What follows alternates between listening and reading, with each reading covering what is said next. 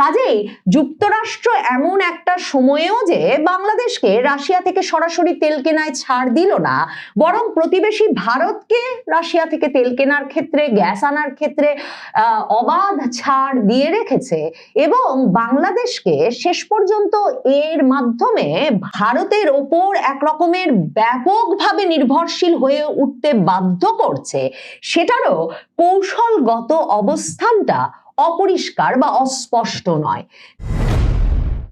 বাংলাদেশ ভয়াবহ জ্বালানি সংকটে পড়বে যদি না যুক্তরাষ্ট্র রাশিয়া থেকে বাংলাদেশকে এই সংকটকালে তেল কেনার বিশেষ অনুমোদন না দেয়।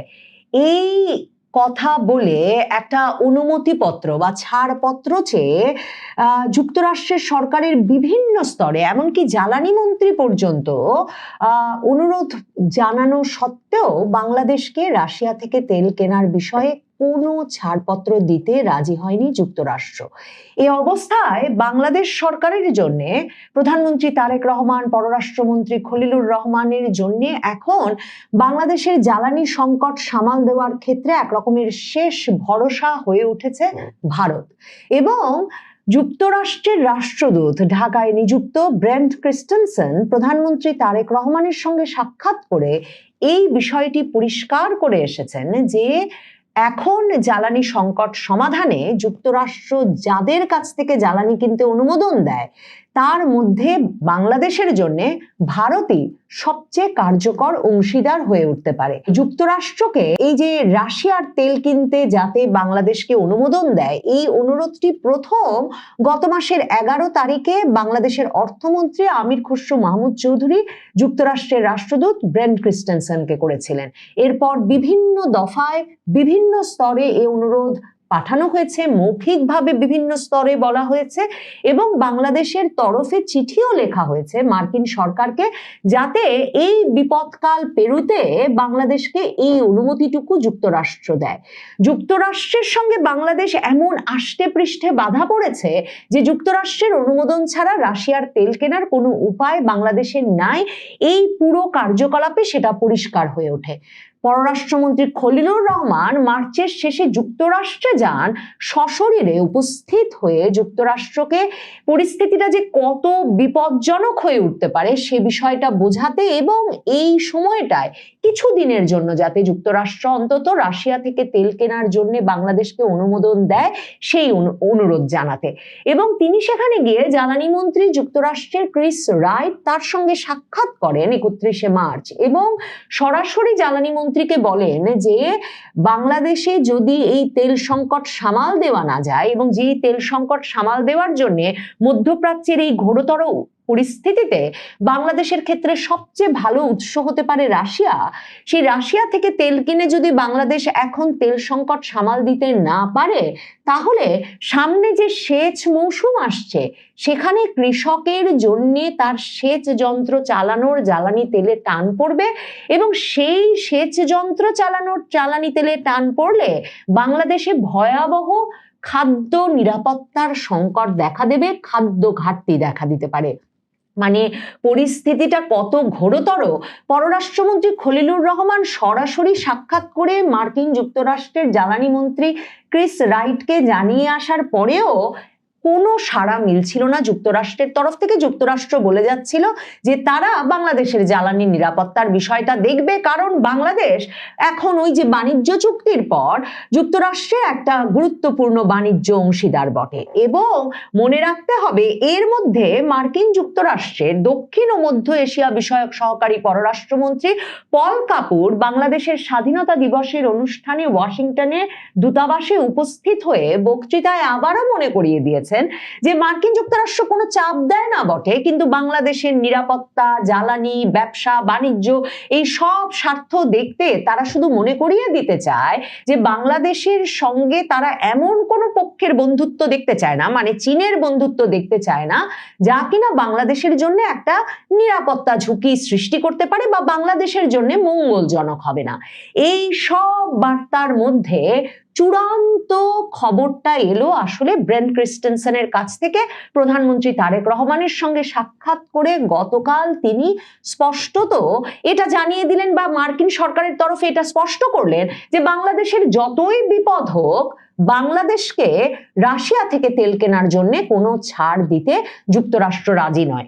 সেই বৈঠক থেকে বেরিয়ে আমাদের পররাষ্ট্রমন্ত্রী খলিলুর রহমান অবশ্য বলেছেন যে এটা ডাহা মিথ্যা কথা, যুক্তরাষ্ট্রের সঙ্গে কোনো গোপন চুক্তি নাই এবং বাংলাদেশের রাশিয়া থেকে তেল কিনতে কোনো অনুমোদনের প্রয়োজন নাই, তবে একটা বিশেষ ওয়েইভার বা ছাড়পত্রের প্রয়োজন আছে।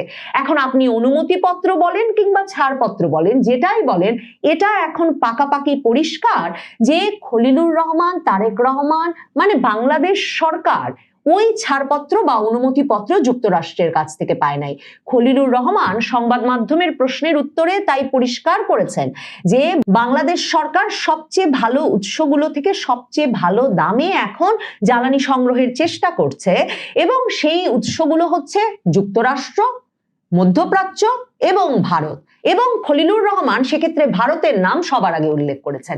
এখন মধ্যপ্রাচ্য থেকে হরমুজ প্রণালী দিয়ে তেল আনা যেমন একটা প্রায় অসম্ভব ব্যাপারে পরিণত হয়েছে, অন্যদিকে মধ্যপ্রাচ্যের অনেকগুলো তেল পরিশোধনাগার এবং তেল সরবরাহকারী কিংবা গ্যাস সরবরাহকারী প্রতিষ্ঠান যেহেতু এখন একটা বিপজ্জনক পরিস্থিতিতে আছে, এরই মধ্যে হামলার শিকার হয়েছে এবং হামলার ফলে উৎপাদন কমিয়ে আনতে বা উৎপাদন বন্ধ করতে বাধ্য হয়েছে, সেখানে মধ্যপ্রাচ্য থেকে কিন্তু তেল সরবরাহ কিছুতেই ঠিক রাখা সম্ভব হচ্ছে না বাংলাদেশ সরকারের পক্ষে। কাজেই রয়ে গেল একমাত্র বাড়তি উৎস হিসেবে একমাত্র ভারত, যেই ভারত থেকেই এখন ক্রমাগতভাবে তেল এনে, ডিজেল এনে বাংলাদেশকে সেচ মৌসুমটা সামাল দিতে হবে। তার মানে এখন তারেক রহমান, খলিলুর রহমান, প্রধানমন্ত্রী তারেক রহমান সরকারের যে দর কষাকষির জায়গাটা ছিল ভারত সরকারের সঙ্গে, সেখানে মূল বিষয় হয়ে দাঁড়ালো বাংলাদেশের জন্য একটা মূল প্রার্থনার বিষয় হয়ে দাঁড়ালো বা চাওয়ার বিষয়ে পরিণত হয়েছে এই জ্বালানি তেল। ভারত কিন্তু রাশিয়া থেকে ক্রমাগত তেল কিনে গেছে। খলিলুর রহমান যে বৈশ্বিক নিষেধাজ্ঞার কথা বোঝাতে চেয়েছেন সংবাদ মাধ্যমকে, যে সারা বিশ্বের ওপরেই তো ইউক্রেন যুদ্ধের পর থেকে আমেরিকা নিষেধাজ্ঞা দিয়ে রেখেছে রাশিয়া থেকে তেল কিনতে, ভারত কিন্তু মানে প্রধানমন্ত্রী মোদীর সরকার কিন্তু এতে কোনো মানে কর্ণপাত করে নাই। নরেন্দ্র মোদীর সরকার বরাবর রাশিয়া থেকে তেল কিনে গিয়েছে এবং সে কারণে 50% পাল্টা শুল্ক ভারতের পণ্যের উপর আরোপ করেছিল বটে ট্রাম্প সরকার, কিন্তু এরপর দর কষাকষিতে ভারত যেমন কখনো বলে নাই তারা রাশিয়া থেকে তেল কেনা বন্ধ করবে, অন্যদিকে আমেরিকা ভারতের ওপর পাল্টা শুল্ক 18% নামিয়ে এনেছে।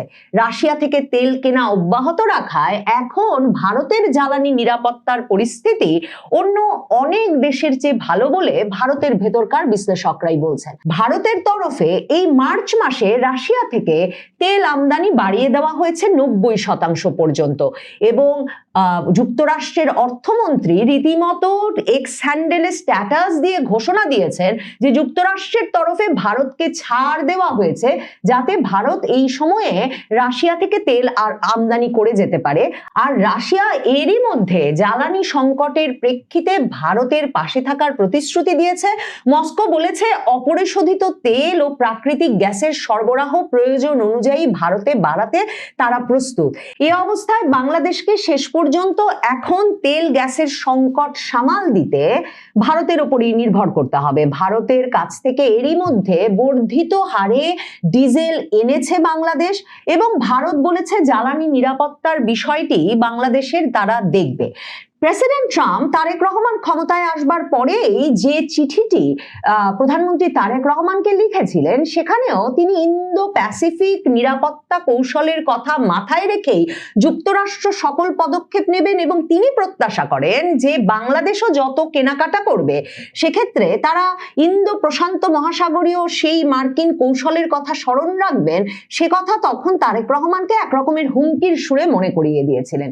যুক্তরাষ্ট্র বরাবর মনে করে যে এই ইন্দো প্রশান্ত মহাসাগরীয় অঞ্চলে বাংলাদেশের বিষয়টি আসলে দেখভাল করবে ভারত। মনে করে দেখেন, সেই 2025-এর মার্চে যখন নরেন্দ্র মোদী প্রেসিডেন্ট ট্রাম্প ক্ষমতা গ্রহণের পরপরই যুক্তরাষ্ট্রে গেলেন, তখন প্রেসিডেন্ট ট্রাম্প সংবাদ মাধ্যমের সামনে বাংলাদেশ প্রসঙ্গে প্রশ্নের উত্তরে সরাসরি বলেছিলেন যে এই বিষয়টা তিনি প্রধানমন্ত্রী নরেন্দ্র মোদীর ওপর ছেড়ে দিতে চান। কাজেই যুক্তরাষ্ট্র এমন একটা সময়েও যে বাংলাদেশকে রাশিয়া থেকে সরাসরি তেল কেনায় ছাড় দিল না, বরং প্রতিবেশী ভারতকে রাশিয়া থেকে তেল কেনার ক্ষেত্রে, গ্যাস আনার ক্ষেত্রে অবাধ ছাড় দিয়ে রেখেছে এবং বাংলাদেশকে শেষ পর্যন্ত এর মাধ্যমে ভারতের ওপর এক রকমের ব্যাপকভাবে নির্ভরশীল হয়ে উঠতে বাধ্য করছে।